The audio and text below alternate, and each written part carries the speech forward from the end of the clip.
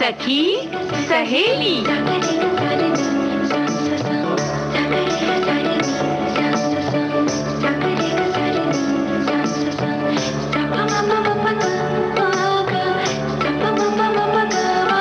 सखी सहेली।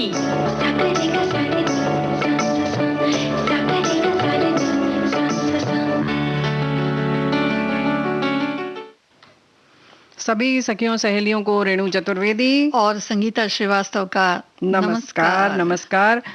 संगीता, हाँ बहुत क्या कहना चाहिए हमारे जैसे बहुत सारी जब बातें होना करने के लिए हाँ। तो लगता है कि कहाँ से शुरुआत की जाए, कैसे बात शुरू की जाए कि कुछ अच्छा भी लगे और सारी बात भी हो जाए, है ना? क्योंकि यहाँ जो होता है हमारे दोस्तों से मिलने का समय बड़ा सीमित सा रहता है, हाँ, है ना? बिल्कुल 1 घंटे का समय है और उसी में हमें बातचीत करनी है, उसी में हमारे श्रोताओं की प्रतिक्रिया भी लेनी है। जी, तो देर न करते हुए रेणु जी बता देते हैं कि आज किन विषयों पर हम बात करने वाले हैं। बिल्कुल, बताओ। विश्व रोगी सुरक्षा दिवस है आज और इस विषय में भी बात करेंगे और वैज्ञानिक राधा बालकृष्णन जी के बारे में बात करेंगे। जी हाँ, और आजकल जो बात हो रही है कि हम बहुत कुछ बनना चाहते हैं, वैसे तो अच्छी बात है, लेकिन फिर भी महत्वाकांक्षाओं की सीमा क्या होनी चाहिए, इसके बारे में एक विचार करना तो जरूरी है। कहते हैं ना, हद से ज्यादा कुछ भी अच्छा नहीं होता, तो उस पर चर्चा थोड़ी सी करेंगे। और आज तो भाई शुक्रवार है तो व्यंजन भी तो बताया जाएगा ना, क्या क्या बनाना है, क्या क्या खाना है। हाँ बिल्कुल, व्यंजन भी बताएंगे और बचपन में क्या क्या शरारतें हम लोग करते हैं रेणु जी तो उस बारे में भी बात करेंगे कि किस तरह से बच्चे आपस में बात करते हैं। जी हाँ, तो यानी कि कुछ बच्चे हवाई किले बनाते हैं, तो हमारे साथी लोग भी वैसे हवाई किला बनाने लगे हैं, लेकिन फिर भी हम इस पर बात करेंगे कि बच्चे किस तरह से हवाई किले बनाते हैं। लेकिन जो बात है कि विश्व रोगी सुरक्षा दिवस, इसके बारे में बहुत ज़रूरी है। हम बराबर अच्छा लगता है कि हम जब ऐसे दिनों पर अपने साथियों से मिलते हैं, यानी दोस्तों आपसे मिलते हैं, तो एक कहते हैं ना कि साझा करने में मज़ा आता है कि हम ये क्यों मनाते हैं, ये दिन, ख़ास बात क्या है ना? और श्रोता भी तो हमें बताते हैं कि भाई जिस दिन के विषय में हम बात करते हैं तो वो भी उससे संबंधित बहुत सारी जानकारियां हमारे लिए लिखते हैं और इस तरह से एक संवाद कह सकते हैं कि उनके साथ हो जाता है। बिल्कुल। तो हम श्रोताओं को बता दें कि दुनिया भर में लोगों को जागरूक करने के लिए रोगी सुरक्षा के बारे में समन्वय और कार्रवाई के साथ साथ वैश्विक समझ को बढ़ाने के लिए 17 सितंबर को विश्व स्तर पर विश्व रोगी सुरक्षा दिवस मनाया जाता है। हाँ, और ये खास बात ये है कि 11 जो ऑफिशियल, जो मतलब कहना चाहिए प्रशासनिक तौर पर, या कहना चाहिए कि ऑफिशियल तौर पर जो पब्लिक हेल्थ से जुड़ी हुई, आम जनता से जुड़ी हुई चीजें हैं, कैंपेन, उसमें से एक ये भी है जो कि वर्ल्ड हेल्थ ऑर्गेनाइजेशन की ओर से मनाया जाता है। तो समझ जाइए कि कितना ज्यादा महत्वपूर्ण है ये, है ना? जी, रेड क्रॉस भी इस पर बहुत काम करता है। जी। तो विश्व के लिए कह सकते हैं कि एक तरह से चेतना जगाने का काम कर सकते हैं कि हम किन अगर किसी कोई रोगी है या गंभीर रूप से कोई समझिए घायल भी है, तो वो भी एक तरह से परेशान ही है, तो किस तरह से उनकी हम सेवा कर सकते हैं और इस सिलसिले में कैसे आगे आ सकते हैं। जी हाँ, और जो बराबर हम लोग आजकल तो खास तौर से हमें लगता है कहीं ना कहीं हम ज्यादा जागरूक हैं कि हमें रोग हो ही ना, इस बारे में हम ज्यादा जागरूक हो रहे हैं, और होना भी चाहिए ना संगीता? बिल्कुल बिल्कुल, क्योंकि देखिए वर्तमान समय में तो जो अस्पताल की सुरक्षा वगैरह है वो तो हमारे लिए सब मुहैया है ही जी। लेकिन पहला समझना यही जरूरी है कि आखिर अस्पताल तक का सफर किया ही क्यों जाए। जी, तो बिल्कुल सही। अपनी जो सेहत है उसके लिए बहुत जागरूक रहना चाहिए। और साथ ही साथ रेणु जी, कई बार ऐसा भी होता है कि लोग सेहतमंद होते हैं लेकिन कुछ लापरवाहियां ऐसी कर जाते हैं जिस वजह से उन्हें चोट लग गई या कोई बात हो गई, तो फिर पता चला कि अचानक से जाना पड़ता है हॉस्पिटल।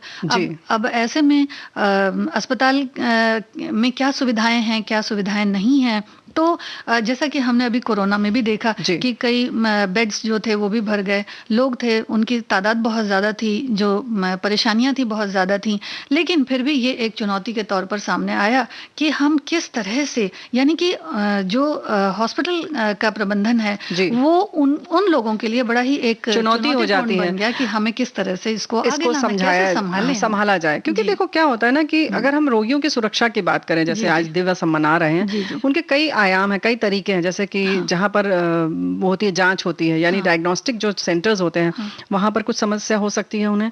वहीं उनकी स्वास्थ्य की देखभाल या संक्रमण जो हो जाता है उसकी भी समस्या हो सकती है, दवा की भी दिक्कत हो सकती है जी, ना। जी। तो कुछ दूसरा ये कि रोगी जैसे कम से कम उनको अस्पताल से छुट्टी मिली और फिर उन्हें कहीं फिर से प्रवेश लेना है, एडमिट होना है, वो समस्या हो सकती है।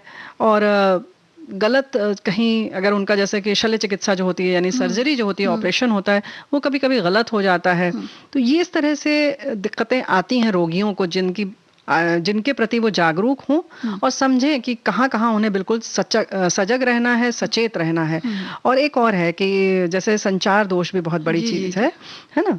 क्योंकि इसमें क्या होता है कि अस्पताल के कर्मचारी या डॉक्टर के साथ भी हमारा जो तारतम्य होता है या बातचीत जो होती है, या हम अपनी बात को कह नहीं पाते या वो हमारी बात समझ नहीं पाते, तो ये जो संचार वाली दोष है, इससे भी बहुत सारी दिक्कतें होती हैं। या यूं कहें कि इन सब का ना पूरी तरह से देखा जाए तो रोगी के इलाज पर उसका प्रभाव पड़ जाता है। जी, जी। है तो ना? कह सकते हैं कि दोनों ही तरफ से चुनौतियां बहुत ज्यादा होती हैं। अस्पताल के लिए भी बड़ी सारी चुनौतियां होती हैं और इसमें क्योंकि लोग बीमार होते हैं तो जटिलताएं भी बहुत सारी आती हैं, तो इसलिए थोड़ा सा कह सकते हैं कि एक कंफ्यूजन वाली, एक दुविधा वाली स्थिति भी होती है। और इसे बड़ी ही कह सकते हैं कि जो निचले स्तर पर जो नर्सें होती हैं वो सबसे पहले इसको सुलझाने का काम करती हैं। तो सबसे पहले तो उन्हीं के पास लोग आते हैं, तो उन्हें किस तरह से पेशेंट्स को डील करना है, कैसे उनसे बातचीत करनी है।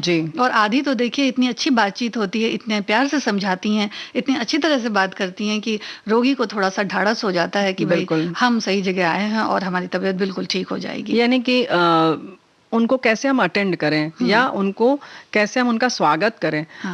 वैसे तो स्वागत हम हर समय बड़ी खुशी के मौके पर ही सोचते हैं, लेकिन जब रोगी की तरह रोगी जब जाए तो उसको कैसा स्वागत मिले, यानी कि उसकी पहचान कैसे सुनिश्चित की जाए। और कुछ अस्पतालों में अब जैसे बहुत अत्याधुनिक सुविधाएं हो गई हैं, तो उनकी लेबलिंग कर देते हैं कि किस तरीके के मरीज हैं, क्या है। तो उनको थोड़ा सा उनका जब अलग अलग इस तरह से कह सकते हैं छांट देते हैं ना, तो अलग अलग विभाग हो जाता है, तो उन्हें भी निश्चिंती होती है। नहीं तो ऐसे लगता है कि हम किस समंदर में आके फंस गए हैं और कुछ समझ में नहीं आ रहा है। क्योंकि जब किसी के घर में कोई बीमार होता है तो पूरा परिवार परेशान हो जाता है ना। जी, जी। और जो बहुत सारी सावधानियां हैं वो ऐसा नहीं है कि रोगियों को ही बरतनी पड़ती, बल्कि जो अस्पताल का प्रशासन है उसको भी बहुत सारी सावधानियां बरतनी पड़ती हैं। जैसे कि अब रोगी के लिए भी और जो अस्पताल प्रशासन है उसके लिए भी, जो नर्सें हैं उनके लिए भी, सबके लिए स्वच्छता बहुत जरूरी होती है। तो उसका भी विशेष ख्याल वहां रखा जाता है कि ऐसा ना हो कि भाई जो रोगी हैं उनका इलाज तो हो रहा है लेकिन वहां पर स्वच्छता नहीं है, तो इस वजह से फिर उन्हें परेशानी हो रही। तो इस बात का भी ख्याल जो अस्पताल है वो बहुत रखते हैं। साथ ही साथ कुछ एक बड़ी कहते हैं कि जैसे दस्ताने वगैरह हैं, तो उन्हें पहनकर ठीक से काम करना, या जो भी उनके औजार होते हैं उसको अच्छी तरह से स्टेरिलाइज करना, उसको उबालना और तब रोगी के लिए जो है इस्तेमाल करना, ये सब भी ध्यान बिल्कुल, ताकि संक्रमण ना बढ़ सके या हो। तो ये सारी चीजें तो ध्यान रखें ही। इसके लिए बार बार फिर है कि जो रोगी खुद भी जागरूक रहें। इसके साथ साथ अस्पताल की जैसे तुम बात कर रही हो, तो इसमें यह भी होता है कि दवाएं आदि जैसे लिखते हैं तो उनको बड़े अंग्रेजी के बड़े साफ अक्षर में लिखें ताकि रोगी ठीक से समझ सकें। इसी तरह से जो प्रशिक्षित स्वास्थ्य पेशेवर लोग जो हैं उनसे आप काम लें अस्पताल में, ना कि ऐसे गैर प्रशिक्षित होंगे। तो जैसे तुमने कहा ना कि वो अच्छी तरह से जो बात करते हैं, तो उनके पास जब प्रशिक्षित रहते हैं जो पेशेवर तरीके से, जिसको कहते हैं ना प्रोफेशनल, या बिल्कुल बहुत प्रोफेशनल जो होते हैं, वो बहुत अच्छी तरीके से उस स्थिति को संभाल लेते हैं। क्योंकि क्या होता है कि हम बहुत परेशान होते हैं, बहुत चिड़चिड़े से हो जाते हैं, रोगी खुद, रोगी के परिवार वाले लोग।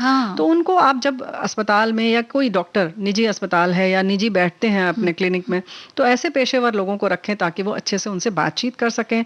और जैसे हमने कहा कि ये लिखने वाली बात है, वो उससे परेशान ना हो। छोटी छोटी चीजें हैं जो है उनको और परेशान ही बढ़ा देती हैं। तो वैसे ही वो बीमारी से परेशान है, तो भाई बाकी चीजें जो है अगर उनको अच्छी हम मुहैया करा दे रोगियों को, तो उन्हें थोड़ी सी राहत मिल जाएगी। और एक चीज और है कि मतलब वो थोड़ा घबराते भी बड़ा ज्यादा है कि मतलब कहीं ऐसा ना हो कि भाई तबीयत खराब है तो कहीं डांट पड़ने लगे या कुछ। हाँ, बहुत ज्यादा घबराते हैं भाई, क्योंकि उनको ये लगता है कि इस समय हमारी सुरक्षा या यूं कहे कि हमारा सारा इलाज इन्हीं के भरोसे है। जी। तो ऐसा ना हो कि ये नाराज हो जाए तो हमारे इलाज पर उसका असर आए। हाँ। तो इस वजह से भी घबराते हैं जी जी मरीज लोग ना। जी। और जब जैसे कि कुछ एक चीजें होती हैं जो बहुत सारे रोगी नहीं काम में लाते हैं या तुरंत नहीं समझ पाते, क्योंकि तबीयत ही इतनी खराब है तो क्या करेंगे।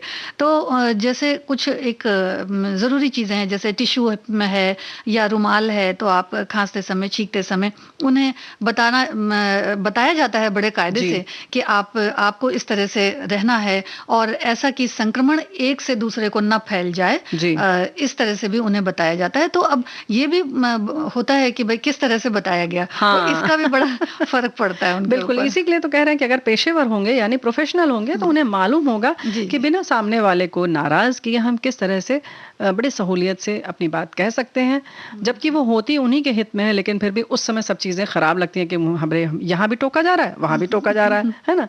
और ऐसे ही अगर अस्पताल हो या निजी कोई भी क्लिनिक हो तो वहां पर अनावश्यक देरी नहीं करनी चाहिए। अगर मरीज आया है तो उसकी भर्ती में या उसको देखने में, उसको अटेंड करने में, तो उसके लिए थोड़ा सा समय का ख्याल रखना चाहिए। ऐसा नहीं करना चाहिए कि अरे ये तो हमारा तो रोज का काम है, अरे लोग आते रहते हैं, बहुत इससे भी ज्यादा बीमार लोग आते हैं। तो ऐसा नहीं है, क्योंकि जो भी बीमार जितना रहता है उसको लगता है हम ही सबसे ज्यादा बीमार हैं और हम बहुत परेशान हैं, है ना। और जो रोगी होते हैं वो भी ये कई बार नहीं समझ पाते हैं कि अस्पताल के ऊपर कितनी मतलब कह सकते हैं कि कितना उस पर प्रेशर है और कितना लोग काम में व्यस्त हैं। तो कम से कम जो रोगी लोगों के परिजन हैं उन्हें भी, यानी कि अगर हम भी अस्पताल जाते हैं तो हमें भी इस बात को जरूर समझना पड़ेगा कि जब बहुत सारे रोगी हैं और जिन्होंने पहले से लाइन लगा रखी है तो हमारा नंबर आते तक हमें थोड़ा सा सहानुभूति रखनी है कि भाई उनके लिए भी, डॉक्टर्स के लिए भी, नर्सेज के लिए भी हम सोचें जरूर। बिल्कुल सोचें, यानी कि ये दो तरफा चीजें हैं, हमें सोचना होगा। लेकिन 2021 की अगर हम बात करें तो इस बार पेशेंट सेफ्टी डे का जो थीम है वो है safe and respectful maternal and new born care, यानी कि बहुत ही सुरक्षित और सम्मानित मातृत्व और नवजात की देखभाल। तो इसमें ये बहुत अच्छा है, क्योंकि जो आम तौर पर देखा गया है कि ये इन लोगों की जो है जान बहुत जोखिम में रहती है, तो इनकी सुरक्षा बहुत अहमियत रखती है, चाहे वो नवजात हो या प्रसूता हो, यानी कि जो माँ बच्चे को जन्म देती है वो स्वयं और जो शिशु जन्मा है वो, तो वो बहुत उस समय संवेदनशील रहते हैं, बहुत सेंसिटिव होते हैं, बहुत नाजुक होते हैं। तो इसलिए उनका ख्याल रखना बहुत जरूरी है, क्योंकि अगर माँ बच्चे खुश तो समझ लो पूरी दुनिया खुश, है ना। तो अब एक गीत सुन लेते हैं। खुशी की बात आई तो बस गीत।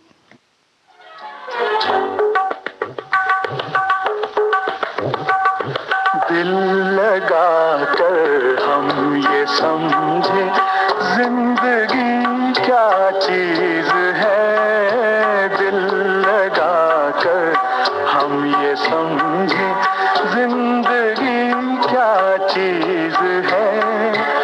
इश्क कहते हैं किसे और आशिकी क्या चीज है, दिल लगा कर हम ये समझे।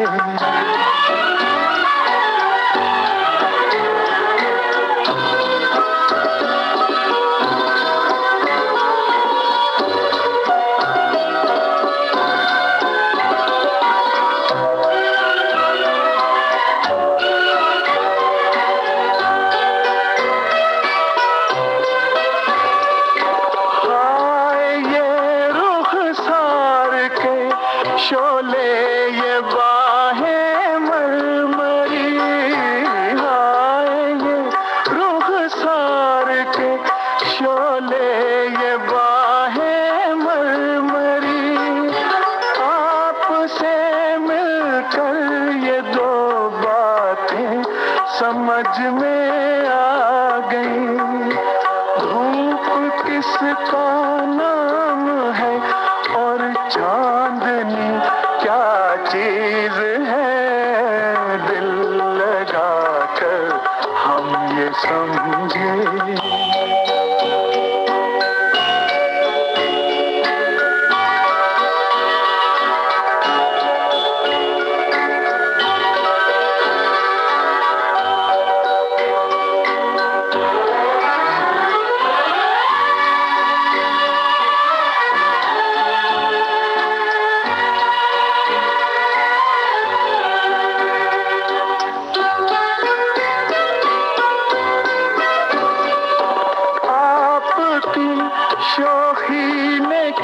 क्या रूप दिखलाए हमें, आपकी शोखी ने क्या क्या रूप दिखलाए हमें, आपकी आंखों ने क्या क्या जाम पिलवाए हमें।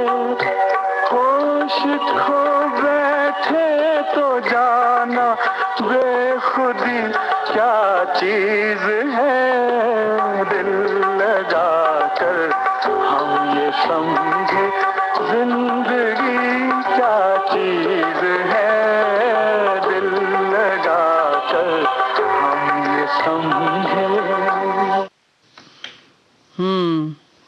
तो भाई बड़ा प्यारा सा गीत, हाँ। बहुत कम सुना हुआ गीत है ना। हाँ, हमारे साथियों को जरूर अच्छा लगा होगा, और अच्छा तो जरूर लगता है जब कुछ अलग हटके काम होता है। जैसे कि आज हम बात करने जा रहे हैं राधा बालकृष्णन। जी हाँ, वैज्ञानिक राधा बालकृष्णन नाम उन वैज्ञानिकों में शुमार होता है जिन्होंने भौतिक विज्ञान में बहुत महत्वपूर्ण योगदान दिया है, संगीता जी। और भौतिक विज्ञान के अंतर्गत इन्होंने नॉन लीनियर जी डायनामिक्स यानी कि अरैखिक जो गणित की प्रणाली है उसके क्षेत्र में अपने शोध और अध्ययन द्वारा उन्होंने उल्लेखनीय काम किया है।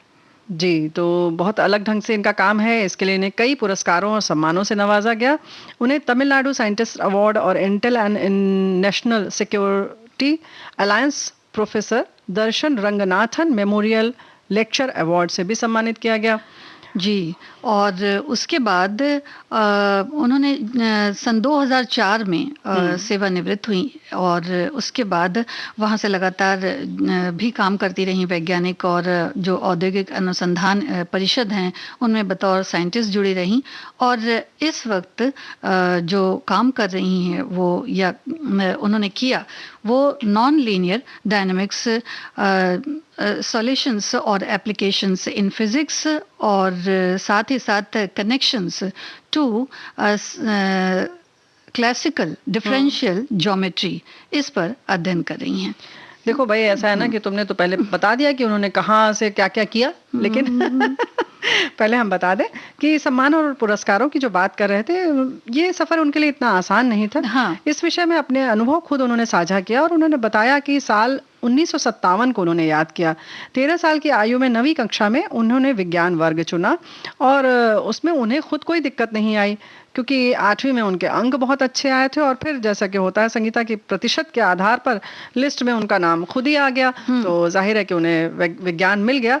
लेकिन अपना वो कोएड स्कूल जो था उसमें उन्होंने महसूस किया कि विज्ञान वर्ग में जो है लड़कों के बजाय लड़कियों का दाखिला सराहा नहीं गया है, मतलब लोगों को अच्छा नहीं लगा। भले ही उन लड़कों के नंबर कम थे, इनके ज्यादा थे, लेकिन फिर भी इस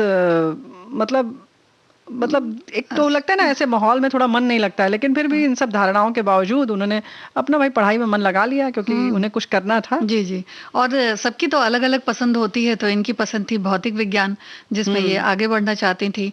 तो उन्होंने 1965 में एमएससी कर लिया, और उसके बाद यूएस गई, और वहां से फिर जो यूनिवर्सिटी है ब्रांडिस यूनिवर्सिटी, वहां से पीएचडी भी उन्होंने किया।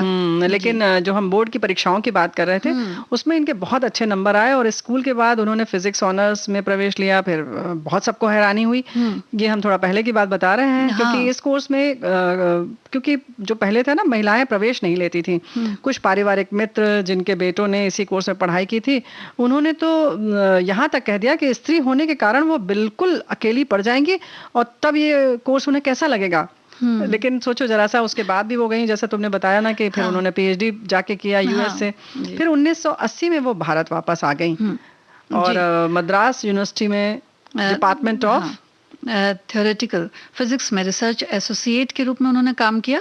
और 1987 में उन्होंने चेन्नई स्थित इंस्टीट्यूट ऑफ मैथमेटिकल साइंसेस में काम किया। और जैसे कि तुम बता ही चुकी हो कि सन 2000 में वो सेवानिवृत्त हुई, और बाद में वो वैज्ञानिक तथा औद्योगिक अनुसंधान परिषद के से बतौर साइंटिस्ट जुड़ी हुई हैं। तो भाई काफी अलग ढंग से काम और उन्होंने काम किया, और बहुत सारे अवार्ड तो मिले ही। 1999 में तमिलनाडु साइंटिस्ट अवार्ड मिला, जी, और उसके बाद प्रोफेसर दर्शन रंगनाथन मेमोरियल लेक्चर अवार्ड 2005 में इन्हें मिला। और ये जो अवार्ड इन्हें मिले वो नॉन लीनियर डायनेमिक्स के लिए इन्हें मिले रेणु जी। और इसी क्षेत्र में यानी भौतिकी के इस क्षेत्र में जो इनका योगदान था वो काफी सराहनीय था, इसीलिए इन्हें ये अवार्ड्स मिले। तो भाई इसी तरह से अवार्ड्स मिलती रहे और भी लोग भी इस तरह से उत्सुक हों कि उन्हें सम्मान मिले। और जो कहते हैं ना कि इस तरह से वाकई बड़ा मुश्किल है कि पूरी कक्षा में लड़के हों और ये मान लिया जाए कि विज्ञान तो लड़कियों के लिए है ही नहीं, और ऐसी स्थिति में ऐसे माहौल में पढ़ाई करना आसान नहीं है, क्योंकि सब कुछ माहौल अच्छा होने के बाद भी पढ़ाई में मन कहाँ लगता है ना संगीता? जी बिल्कुल। और हम ही लोगों के साथ जो हम लोगों की जो दोस्त हैं, हाँ। जी वो पढ़ती थी तो उनमें भी देखा यही जाता था रेणु जी कि कुछ को तो बाद में कला का क्षेत्र बहुत पसंद आया, कुछ को विज्ञान का बहुत पसंद आया, कुछ खेल में चले गए, तो अपनी अपनी रुचि होती है जी। तो इसी हिसाब से इनकी भी अपनी रुचि थी जो भौतिक विज्ञान में काफी आगे आई, और देश के लिए इन्होंने जो भी योगदान दिया वो काफी बड़ा है। बिल्कुल। तो अब एक गीत सुन हम समझ रहे हैं संगीता का मन है गीत सुनने का और सुनाने का।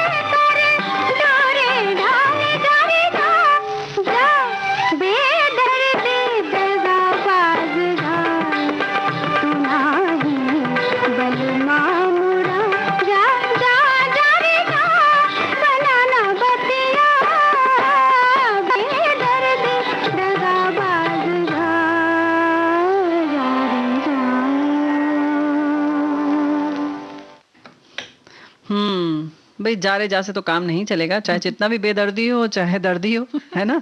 क्योंकि घर में रहना है, परिवार में रहना है, तो सब लोग सिमट के रहें, परिवार एक संग रहे। तो कहते हैं ना कि सब चीज का जो रास्ता होता है वो पेट से ही जाता है, बिल्कुल, है ना। जब तक साथ बैठेंगे नहीं, खाना नहीं खाएंगे, अच्छा खाना नहीं हाँ, खाएंगे, तब तक अच्छा काम वाला नहीं ज्यादा चलता है। अच्छा था भाई। और खाना केवल खाने से नहीं काम चलता है, अच्छा व्यंजन होना चाहिए, स्वादिष्ट होना चाहिए। बिल्कुल। जैसे खूब बढ़िया मीठा कुछ हो, कुछ मक्खन चीज पड़ा हुआ कुछ हो, ऐसा ऐसा चाहिए ना। जी, तो बिल्कुल। भाई हमारे साथी जरूर कलम और कागज लेकर बैठे होंगे, है ना। बैठे होंगे कि नहीं संगीता, ये बताओ। जी बिल्कुल बैठे होंगे। भाई हमारी तो इच्छा यही है कि हमारी महत्वाकांक्षाएं तो बहुत ज्यादा हैं कि आप खूब अच्छे अच्छे व्यंजन बनाएं, अपने घर परिवार वालों को खुश रखें। लेकिन ये महत्वाकांक्षाएं किस हद तक हैं उस पर हम बाद में बात करेंगे। पहले कुछ खिला पिला देते हैं। जी क्या बिल्कुल। बताने वाली हो? जी अब तो 2-3 चीजें हैं, देखें क्या क्या बता पाते पहले हैं। एक बताओ। हाँ, पहले मीठा पुलाव बता देते हैं। सबसे पहले। नहीं नहीं, कुछ हाँ। नमकीन, अच्छा, कुछ स्टार्टर नमकीन। जैसा होना चाहिए ना। तो फिर आप कुछ बताइए तब। ऐसा। अच्छा देखो भाई, चीज की बात हमने की तो हम बता देते हैं चीज बाइट। और इसकी विधि ये है कि जितना बनाना है उस हिसाब से ब्रेड के स्लाइस ले ले, माने ब्रेड ले लीजिए, और 1 टेबल स्पून से थोड़ा ज्यादा पिज्जा सॉस ले लीजिए, 1/4 कप चीज छोटे छोटे टुकड़ों में कटी हुई और ठंडी होनी चाहिए चीज, और 1/4 कप कॉर्नफ्लोर यानी कि मक्के का आटा, वो वाला नहीं, देसी टाइप का नहीं, आजकल रेडीमेड आता है सफेद रंग का वो वाला, और 1/4 कप मैदा, और यानी कि जितना आप कॉर्नफ्लोर लेंगी उतना ही मैदा लेंगी, और नमक अपने हिसाब से जितना खाते हैं, और 1/4 कप पिसी हुई काली मिर्च, 1/4 चम्मच, गलती हो गई। हाँ हाँ, ज्यादा हो जाएगी। ज्यादा हो जाएगी ना, बिल्कुल। और तेल या घी जिसमें आपको तलना है, और ब्रेड क्रम्स होंगे। सबसे पहले क्या करेंगे, 2 ब्रेड पहले लेकर उसके किनारे को काट लेंगे, जो सबसे भूरा वाला हिस्सा होता है, और आधी चम्मच पिज्जा सॉस ब्रेड पर लगा दें, पतली सी उसकी लेयर लगाएंगे परत, और उसके ऊपर हर एक कोने पर चीज के टुकड़े रख देंगे।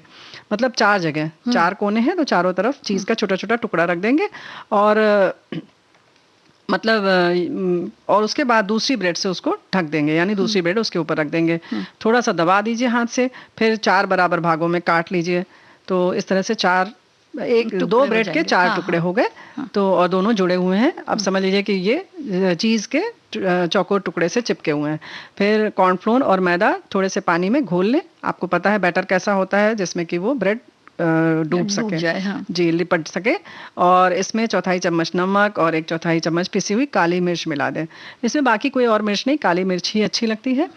थोड़े ब्रेड क्रम्स भी ले लें एक गहरी प्लेट, और एक एक करके जो हमने ब्रेड के टुकड़े चीज भर कर रखे थे उन्हें घोल में डुबो लें, जो हमने मैदे और कॉर्नफ्लोर का बनाया था उसमें घोल डुबो कर लपेट लें अच्छी तरीके से सब तरफ से। और उसके बाद जो ब्रेड क्रम्स में उसको लपेट लें। फिर जब लपेट लेंगे तो अच्छी तरह से कुरकुरा बनेगा। और अच्छी तरह से उसको किनारे पर भी लगा लें, और हाथ से अगर जरूरत पड़े तो, वैसे हमारे सभी साथी बहुत एक्सपर्ट है ना, यानी कि थोड़ा थोड़ा आप सेट कर लें अपने हिसाब से, और फिर इसको थोड़ा शैलो फ्राई कर लें।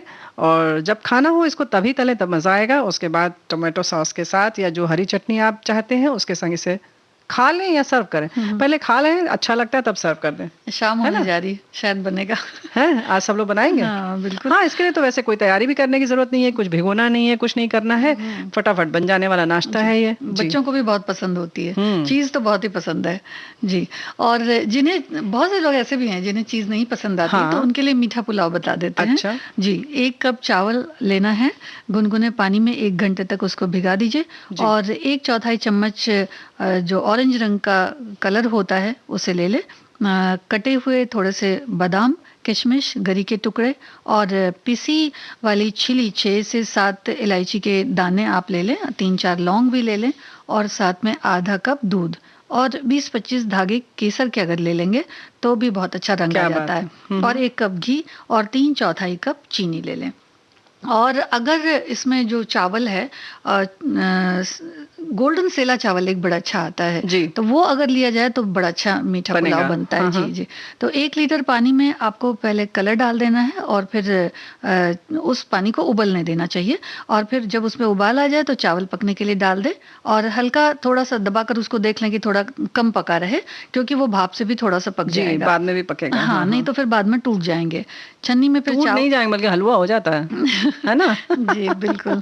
तो छन्नी में फिर चावल डाल दें और उसका सारा पानी फिर निकल जाएगा। जी। और कढ़ाई में एक पैन पे छिछला मतलब जो पैन है वो लें और उसमें घी गरम करें और उसके बाद पतले जो कटे हुए नारियल हैं आपके पास और काजू हैं, हाँ बादाम हैं, उनके टुकड़ों को डालें और फिर थोड़ा सा हल्का सा सुनहरा कर लें उन्हें और उसके बाद निकाल लें। बाकी के ड्राई फ्रूट्स अगर आपको डालने हैं जैसे तो वो भी आप डाल सकते हैं और उसके बाद 3 और 4 जो आपने लौंग इलायची के दाने लिए हैं उन्हें भी थोड़ा सा भून ले, मतलब हल्का रेड हो जाए और उसके बाद उसमें चावल डाल दें और चीनी डालकर फिर मिला दें और उसके बाद केसर वाला दूध उसके ऊपर डाल दें और जो थोड़ा बहुत चावल में कसर रह गई है वो इसके साथ पक जाएगी। तो चावल फिर उसके ऊपर डालें, फिर धीरे धीरे उसके ऊपर किशमिश और ये सब चीज़ें डाल करके 10-12 मिनट तक ढककर आप पका लें तो एक अच्छी सी मतलब मीठा पुलाव या मीठा चावल कह सकते हैं कि बन जाएगा। भाई ये तो मीठा भात है। और वैसे भी इसमें जैसे कि किशमिश वगैरह भी इसको तो घी में तलना नहीं है, इसको ऊपर से डालना है। तो ये ध्यान रखें इन सब चीजों का, छोटी छोटी चीजों का। कुछ लोग ऐसा भी बनाते हैं रणजी कि जैसे ऑरेंज रंग है तो जैसे इसमें एक ही रंग हमने बताया है तो उसमें अलग अलग कुछ पीले भी पीला सफेद और हरा बना के तिरंगा भी बना लेते हैं और खूबसूरती से सजाते हैं। एक एक परत दर परत भी अलग अलग रंगों से सजा कर भी उसको पेश करते हैं। तो ये तरीका है। अब ये उसके बाद आपकी सृजनात्मकता है कि आप उसको किस तरह से खूबसूरती से प्रस्तुत कर सकते हैं, है ना। तो खाने में तो मजा आएगा ही और गीत सुनने में भी आएगा क्या।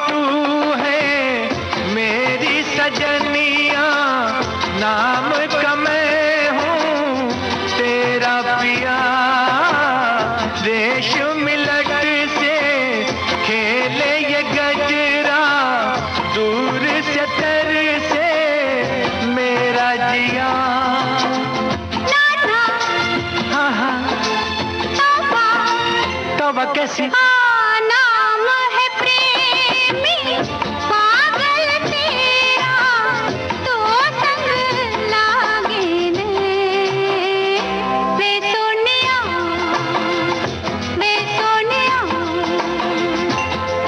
ओ मुझसे भला ये काजल तेरा नैन बसे दिन रे नी सोनिए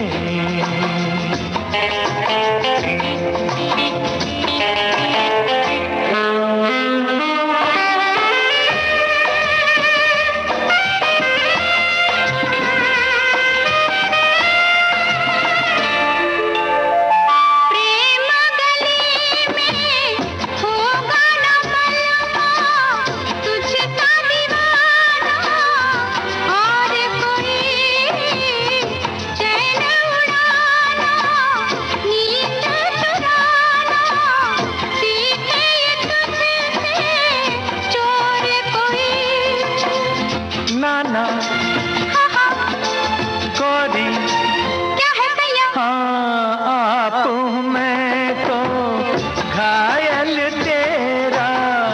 तड़पूं सारी रैन नी सोनिए नी सोनिए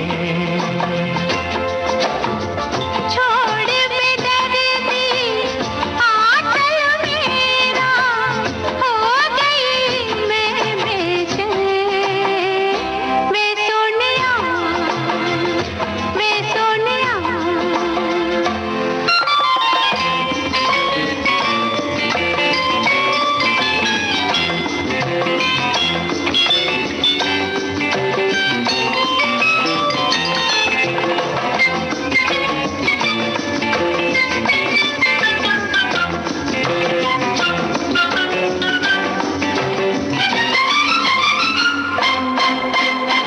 चाहे पवन हो चाहे किरण हो छूने न दूंगा तेरा बदन जलता है मन तो मन में छुपा के रख ले मुझे तू मेरे सजन नाना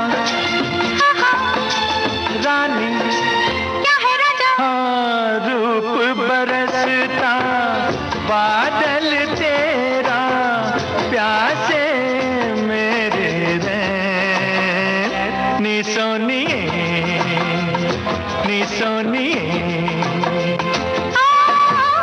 छोड़ बेदर्दी आंचल मेरा हो गई मैं बेचैन वे सोनिया वे सोनिया क्या बात है, आज तो बिल्कुल झड़ी लग गई हाँ, गीतों की। बहुत ही खूबसूरत गीत है ना। हाँ, हाँ जी। चलो हाँ फिलहाल हम अच्छी अच्छी डिशेस बताएंगे, लेकिन उससे पहले थोड़ी सी बात ये करना चाह रहे हैं संगीता कि हाँ। महत्वाकांक्षाओं की जो हम बात, हमारा आज विषय भी है और हम चाहते भी हैं इस पर बात करना, लेकिन हाँ व्यंजन विधि हम बताएंगे, ऐसा नहीं है कि आप अपना कागज कलम कहीं इधर नहीं, उधर नहीं, रख दीजिए, समेटना है नहीं ना। है। हाँ, हमारे साथी लिखकर भेज रहे हैं कि महत्वाकांक्षा का अर्थ है जीवन में मुझे क्या बनना है। हाँ। हर महत्वाकांक्षा का जीवन में अपना महत्व है, इसके बिना जीवन अधूरा रहता है। बिना महत्वाकांक्षा के व्यक्ति उन्नति नहीं कर सकता। जब तक इच्छा न हो तो साधन नहीं बन पाते। पहले मन में इच्छा आती है, फिर साधन व साधना।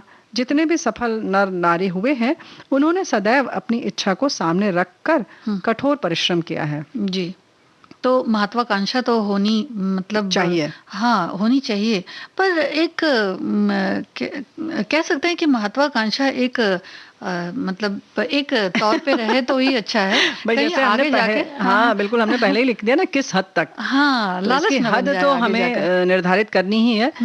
बहुत अच्छा इन्होंने लिखा है, बिल्कुल साफ आप लिख ही रहे हैं। साधन और साधना है, साधना करना है, लेकिन साधना से प्राप्त होनी चाहिए। फिर क्या होता है, धीरे धीरे हम इसमें भूल जाते हैं कि हमने कब वो हद पार कर ली, क्योंकि बहुत बाल बराबर ये हद होती है ना। हमें समझ में लगता नहीं है कि इतना बहुत जरूरी है, इतने के बिना कैसे चलेगा, फिर वो इतना इतना होते कितना कब हो जाता है कुछ पता नहीं चलता, है ना। देखिए एक साथी और लिखते हैं कि महत्वाकांक्षा वो प्रेरणा शक्ति है जो हमें अपने लक्ष्यों को प्राप्त करने के लिए प्रेरित करती है। जीवन में महत्वाकांक्षी होना आवश्यक है ताकि हमारे जीने के पीछे एक मकसद हो।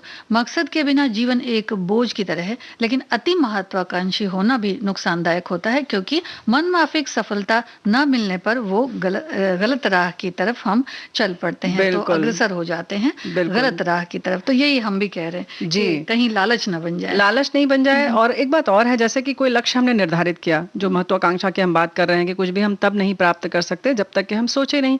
लेकिन क्या होता है कि फिर उस लक्ष्य को प्राप्त करने में 10 वर्ष 5 वर्ष जो भी लगता है, उसमें हम जो राह की जो खूबसूरती है, जो आनंद है, उसको छोड़ देते हैं और सिर्फ उस लक्ष्य को पाते के लिए दौड़ते रहते हैं। और कभी कभी वो लक्ष्य हमारा इतना ऊंचा होता है, इतना बड़ा होता है, दूर होता जाता है और हम भागते रहते हैं। जी, जैसे एक प्रतियोगिता होने लगी हो, ऐसा सोचने लगते हैं कि भाई हम फलां से आगे निकल जाएं तो नहीं, हम उससे भी आगे निकल जाएं, नहीं हम उससे भी आगे निकल जाएं। लेकिन फिर समझ में नहीं आता कि आखिर इतना आगे निकलते निकलते निकलते भी बहुत कुछ पीछे छूट गया। छूट गया। इस पर हम नहीं समझते कभी भी। बिल्कुल बिल्कुल सही तुमने कहा। जी। जैसे कि मान लीजिए हमने एक लक्ष्य निर्धारित किया कि भाई हमारा पैकेज इतना होना चाहिए, चलो 15 लाख सालाना हो या जो भी, मान लीजिए हमने एक रख दिया मन से, तो एक समझिए बिल्कुल कल्पना है 15 लाख का मान लीजिए हमने सालाना का लक्ष्य रखा कि हमारी इतनी आमदनी होनी चाहिए, जो बच्चे अभी नौकरी के लिए हैं। लेकिन तब तक आपको पाते पाते आपको लगा अच्छा चलो 10 से शुरू करते हैं, 15 तक पहुंचे तो लगा नहीं नहीं 15 नहीं, अरे बाकी सबको 25 मिल रहा है, हम कैसे इतने बरुक हैं। फिर आप 25 पर पहुंचे, फिर जब आप वहां पहुंचे तो आपको लगा नहीं 28-30। तो आप वो वाली बात हम करना चाह रहे हैं कि आप कब उसकी सीमाएं हम बढ़ाते जा रहे हैं और हम बाकी चीजें छोड़ते जा रहे हैं। जी, और 100 इसके हुए, लिए फिर हाँ, 1000 हो गए, 100 हो गए, फिर 1000, फिर सही। लाख हो गए, फिर बिल्कुल। इस तरह से बढ़ता ही चला जाता है। बढ़ता ही चला जाता है। और फिर हमें एक चीज जब हम हासिल कर लेते हैं तो फिर हमें दूसरी चीज आगे दिखने लगती है। और ये कहीं ना कहीं मृग मरीचिका जैसा है जी। कि बस हम भागते रहते हैं। जी। जैसे तुमने कहा लालच बन जाती है, और इस चक्कर में कभी कभी भ्रष्टाचार भी हम बहुत अपना ज्यादा। लेते जी, हैं जी, बड़े आराम जी, से, जी। है ना? क्योंकि भौतिकवादी युग हो गया ना, जी। इस वजह से हो नहीं गया, देखो हमने बनाया है बिल्कुल हमने ये बनाया है। संसार आपको जी, अपना जी। रचना है, जी, जी। है ना? भौतिकवादी तो हमेशा था, सुविधाएं थी, संसाधन थे, लेकिन लोग संतोषी थे। हाँ। तो हम क्या चाह रहे हैं ये आपको तय करना होगा। क्या आप हम जैसे अभी हमने बात की कि किसी का जैसे 30 लाख पैकेज है, तो क्या वो सुखी है या वो क्या गंवा रहा है? आप ये भी देखिए कि हम क्या हासिल करने के लिए क्या गंवा रहे हैं, है ना? और सबसे बड़ी बात तो घर की जो शांति है, जो सुख है, उसका भी अनुभव करना बहुत जरूरी होता है। कि अगर हम ऐसा ना हो कि इतने ज्यादा महत्वाकांक्षी बन जाए कि बिल्कुल आगे आगे चलते चले हाँ। जाएं और घर में कौन रह गया है उसकी तरफ मुड़ के देखने का भी समय नहीं है। सही बात तो है। घर के लोगों को भी देखना बहुत जरूरी है। और एक बात और होती है कि बहुत ज्यादा जब आगे निकल जाते हैं तो फिर खुद के लिए भी समय नहीं बचता है। बिल्कुल जी जी बिल्कुल। वही जैसे हमने कहा ना कि आप रास्ता जो है, जैसे किसी सफर में हमको जाना है, यात्रा जैसा ही हो गया एक तरह से कि हमें उस लक्ष्य तक पहुंचना है, गंतव्य तक। वहां पहुंचने के लिए चाहे आप देखिए, अगर हम बात करें एक छोटी सी यात्रा की, तो अगर आप हो सकता है हवाई मार्ग से आप तय कर रहे हो या समुद्र मार्ग से या सड़क मार्ग से, ट्रेन में, तो वो सारी खूबसूरत नज़ारे और आपस में बातचीत, खाना पीना, वो सब आप कहीं ना कहीं भूल जाएंगे अगर आपका पूरा मन उस पे लगा हुआ है तो, है ना? जी, आजकल तो देखिए जैसे मोबाइल है तो जी। कई बार ऐसा देखा गया है कि जब हम लोग सफर करते हैं तो लोग दिखते हैं बड़े अलग से कि उनका जो व्यक्तित्व होता है उसी से पता चलता है कि भाई हो सकता है कि बड़े करोड़पति हों, हैं? लेकिन जब आप उनको देखिए तो उनको खुद का पता भी नहीं होता, बस जी। वो मोबाइल में देख रहे हैं क्योंकि जी। उन्हें उसी से अपने बिजनेस को आगे ले जाना है और देखते जा रहे हैं, देखते जा रहे हैं, देखते जा रहे हैं, यहाँ तक कि उनका गंतव्य भी कई बार आगे आ जाता है लेकिन उनको पता नहीं चलता, लेकिन फिर वो आगे निकल जाते हैं। क्या बात है, बिल्कुल सही बात संगीता तुमने कहा। हाँ। तो हम हालात जो होता है हमारा, जो हमारे आसपास के लोग होते हैं, जो आनंद है उसको कहीं ना कहीं दम तो नहीं तोड़ रहा है, आप ये देखिए। जी। उसके साथ साथ बड़ा करने के चक्कर में जो है वो भी हम गंवा देते हैं, हमारे हाथ से फिसल जाता है। तो लक्ष्य बनाए जरूर, लेकिन गलत रास्ते ना चुने। अक्सर होता है कि हम उतना बड़ा लक्ष्य बना लेते हैं कि हमारी उतनी सामर्थ्य भी नहीं होती, तो अपनी सामर्थ्य को भी देखें, है ना? कई बार ऐसा होता है कि भाई हमें पता है कि वो हमारे लिए, ये काम हमारे लिए बड़ा कठिन है और 100% है कि नहीं कर पाएंगे, लेकिन उसके बाद भी सोचते हैं कि नहीं हो सकता है तो कर ले। तो ये लक्ष्य तो बनाना जरूर चाहिए, लेकिन थोड़ा बहुत अपने को भी आंकना चाहिए कि हम किस हद तक जा सकते हैं और हमारी क्या सीमाएं हैं। बिल्कुल। और इसके साथ साथ एक बात और है कि सीमाओं के साथ साथ एक बात, ठीक है हो सकता है आप उसने काबिल हों, लेकिन क्या आपको उसकी जरूरत है कि नहीं है? हो सकता है कि आपको वो आप हासिल कर सकते हैं, लेकिन आप जरा सोचिए कि क्या आपको उसकी जरूरत है या नहीं है, या आप कहीं किसी और चीज को दांव पर तो नहीं लगा रहे हैं उसको प्राप्त करने के लिए। तो इन सारी चीजों को तौलना आपको है, आपकी जिंदगी है। और बात हम सिर्फ इसलिए कर रहे हैं कि कहीं ना कहीं इन सारी चीजों पर एक बार हमें मुड़कर देखना चाहिए। मुड़कर भले ही ना देखें, लेकिन ठहर कर देखना चाहिए कि इस समय हम कहाँ पर हैं और किस तरफ दौड़ रहे हैं। जी। और एक चीज और होती है कि बहुत ज्यादा जब हम इन चीजों के पीछे जाते हैं तो कई बार जो अपना एक कहते हैं कि एक स्वभाव होता है, जो व्यक्तित्व हमारा अपना होता है, जो एक प्राकृतिक स्वभाव होता है, वो भी कहीं ना कहीं हमें उसको मारना पड़ता है। यानी कि झूठ को सच, सच को झूठ भी बनाना पड़ सकता है। बिल्कुल सही बात है। यानी कि आप अपनी पहचान भी कहीं ना कहीं खो देते हैं। जी जी। तो बेहतर है कि आप अपनी पहचान को बनाए रखें और जितने खूबसूरत आप इंसान हैं वैसे ही बने रहें। फिलहाल हम इस कार्यक्रम को खूबसूरत बनाने के लिए गीत पेश करते हैं। बिल्कुल।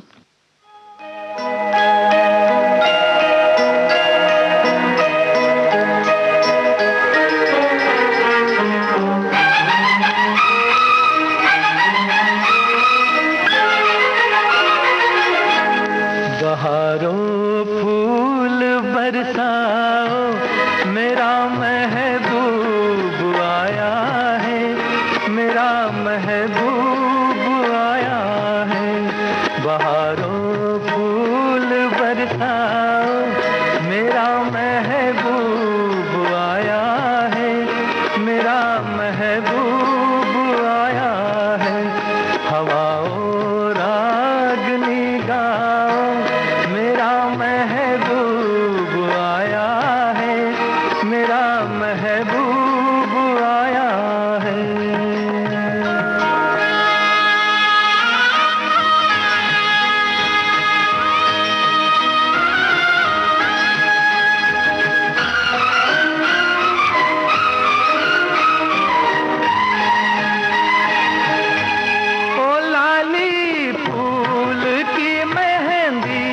लगा इन गोरे हाथों में,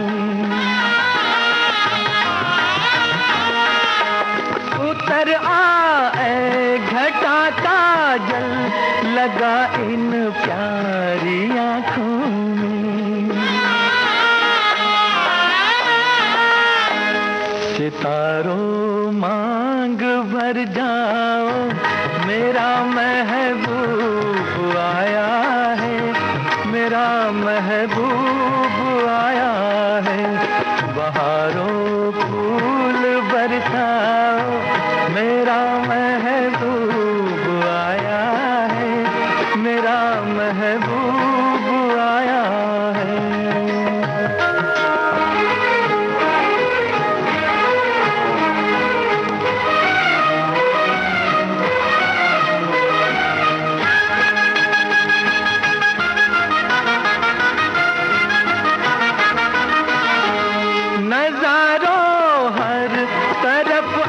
तान दो एक नूर की चादर,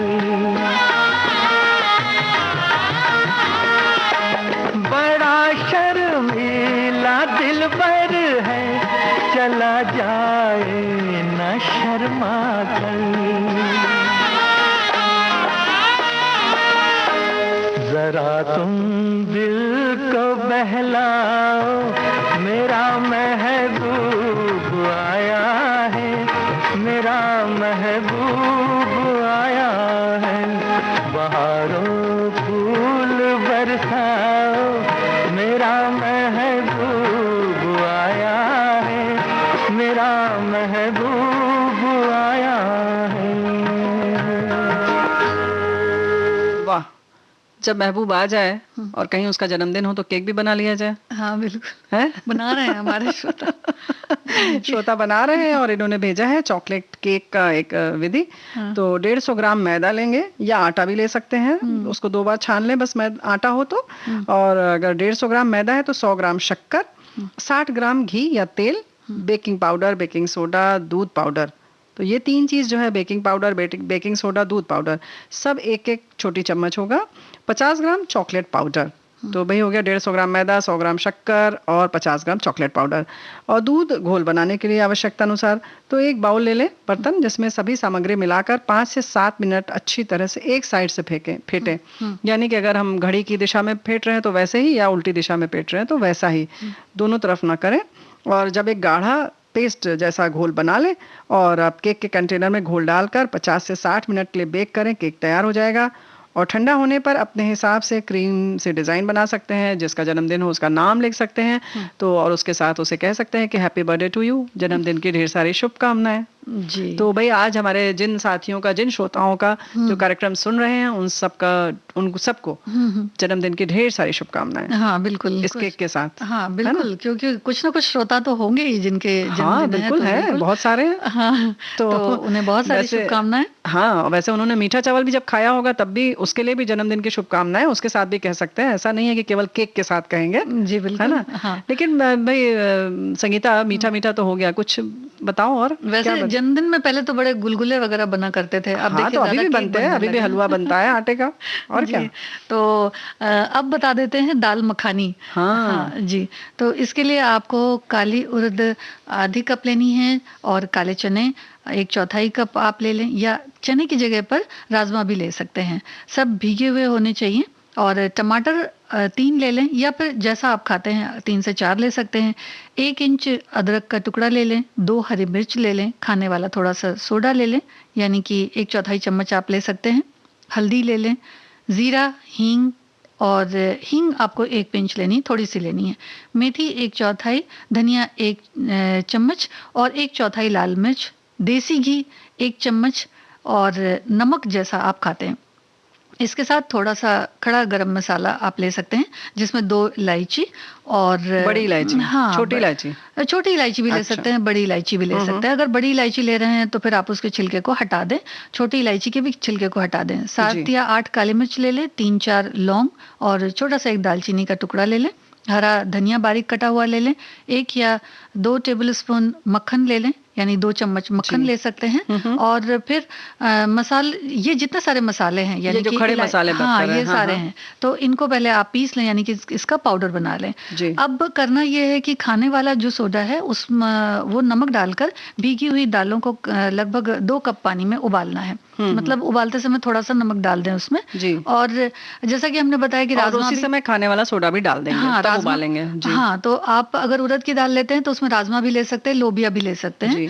और 1 सीटी उसमें लगा दें, जो आपको उबालना है उसमें बस 1 ही सीटी लगाएं। तड़के के लिए कढ़ाई को पहले चढ़ाएं, फिर उसमें घी डाल दें, थोड़ा सा अंदाज से डाल दें। किन्हीं किन्हीं को थोड़ा ज्यादा पसंद होता जी, है, जी। और किसी को कम खाना होता मतलब है। इतना डालें कि पहले तो इतना तो कम से कम डालें ही, ताकि सारे मसाले उसमें भुन सकें अच्छी तरह से। हाँ, जी। और उसके बाद उसमें जीरा डाल दें, और साथ ही हींग, और जो भी आपने हल्के पिसे हुए मसाले हैं उसको हल्का भून लें। और फिर हल्दी, उसमें धनिया पाउडर और टमाटर और मिर्च का पेस्ट जो आपने बनाया हुआ है, क्योंकि टमाटर और ये सारे वो को तो तुमने बनवाया ही नहीं। नहीं, उसे अच्छा, तो बनाना पीसना है, था? बताया ना। अच्छा, हाँ, कौन कौन सी चीज? टमाटर, हरा मिर्च, अदरक का टुकड़ा, अदरक का हरी टुकड़ा, मिर्च, अच्छा, उसमें सूखा धनिया पाउडर, हल्दी पाउडर, ये सब हाँ, मिला के पीस के अलग रख दिया था। बिल्कुल, अच्छा, बिल्कुल। हमने नहीं किया था। ओह, ठीक ठीक तो ठीक। मसाले को ठीक से फिर भून लें, और उसके बाद उसमें जो आपने और भी गरम मसाले रखे हैं वो भी डालें, और साथ ही साथ इलायची, काली मिर्च, लौंग, दालचीनी, इनके पाउडर को मिला दें थोड़ा। और फिर थोड़ी सी लाल मिर्च उसमें चाहे तो ऐड कर जी। सकते हैं, और फिर दालों को मसाले में डाल दें। और यानी जो राजमा, या आपने जो राजमा, चना या उड़द की दाल के संग जो भी आपने जो उबाला था, उसको उसमें मिला दें। हाँ। लेकिन 1 सीटी में कहाँ उबलता है और संगीता जी? और उसके बाद फिर उसमें नहीं, 1 सीटी में उबल जाता है। अच्छा, ठीक है, फिर? जी, अगर नहीं उबला है तो आप देख सकते हैं। हाँ, तो 1 उसको सीटी उबाल और लें, लगा लें। क्योंकि कभी कभी कुछ इस तरीके का आता है कि इसमें 2-3 सीटी देनी पड़ती जी, है। जी, जी। तो वो आपको देखना होगा, ऐसा नहीं कि 1 सीटी में उबाल दिया और फिर कच्चा है तो फिर आप कह रहे हैं कि नहीं यही खाओ पूरे परिवार को। ऐसा मत करिएगा। कभी कभी वैसा भी रहता है कि थोड़ा ज्यादा उबालना पड़ता है उसको। जी, और उसके बाद आप इसको रोटी से भी खा सकते हैं, और इसके ऊपर अगर हरी धनिया से गार्निश करें, और उसके ऊपर छोटे छोटे बटर के अगर टुकड़े भी डाल देते हैं, मक्खन के टुकड़े, क्या बात है। जिनको पसंद है तो बड़ा अच्छा लगता अरे मक्खन तो सबको पसंद आता है, अब डाल के तो देखिए। है। जी, बिल्कुल। वाह वाह वाह, क्या बच्चे तो बात है। चीज भी डाल देते हैं उसमें। अच्छा, तो भाई ये सब चीजें तो आपकी अपनी पसंद की चीज है, थोड़ा थोड़ा स्वाद तो आप बदलते ही हैं। लेकिन फिलहाल हम थोड़ा सा विषय परिवर्तन करते हुए गीत सुनेंगे, या हम बात करेंगे हवाई किले बना लेंगे, या कुछ और व्यंजन बनाएंगे? हवाई किले बना लेते हैं। भाई हवाई किले तो बच्चे बनाते हैं, लेकिन फिलहाल एक गीत सुनते हैं।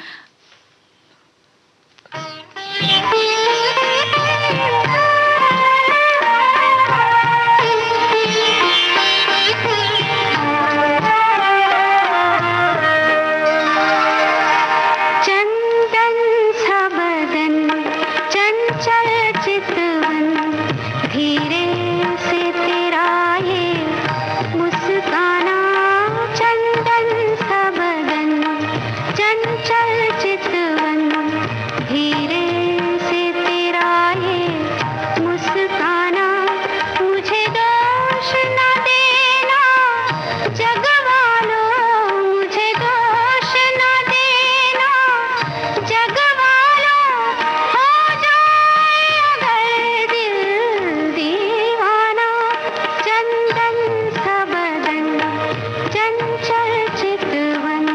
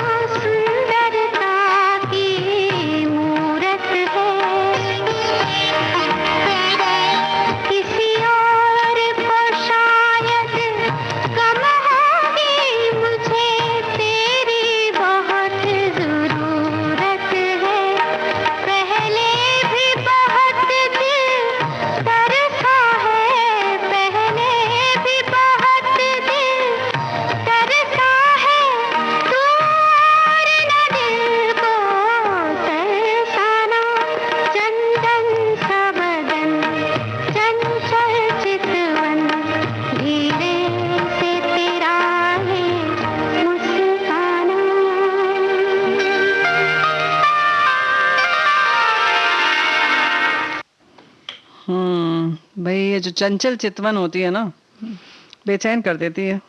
बिल्कुल। हाँ जी। भाई लेकिन अब ऐसा है कि कुछ हम लोग व्यंजन व्यंजन बनाएंगे खाएंगे या कुछ हवाई के लिए ही बनाएंगे? हवाई के लिए पहले बना लेते हैं। वो कैसे बनेगा? बचपन में तो बड़ा बनाया करते थे। ऐसा? और देखिए हमारे श्रोता भी इस पे बना रहे हैं। तो अभी कौन सा छोड़ देती हो Facebook पे। संगीता? नहीं, अब नहीं बनाते। अब नहीं बनाती? नहीं, अब नहीं बनाते बिल्कुल। मतलब यानी कि घर में सबने पहले ही सबक दे दिया था। वैसे हाँ, ये बचपन जो होता है वो हर गम से बेगाना होता है। हमारे साथी लोग तो लिख रहे हैं। अरे लेकिन संगीता, एक बात बहुत अच्छी हमारे एक साथी ने लिखकर भेजी है कि मीठे पुलाव जो तुमने बनाए थे ना, अच्छा। साथी हमारे लिख रहे हैं कि मीठे पुलाव की बात तो हमारे यहाँ गुड़ और चावल से मीठा पुलाव बनाया जाता हाँ, है। और इसमें काजू किशमिश और ड्राई बहुत अच्छा होता है वो। हाँ, स्वाद में काली बहुत द्राक्ष अच्छा डाला होता है। जाता हाँ, है, हाँ। सूखा नारियल बारीक काट के डाला जाता है। वाह, ये बात तो है।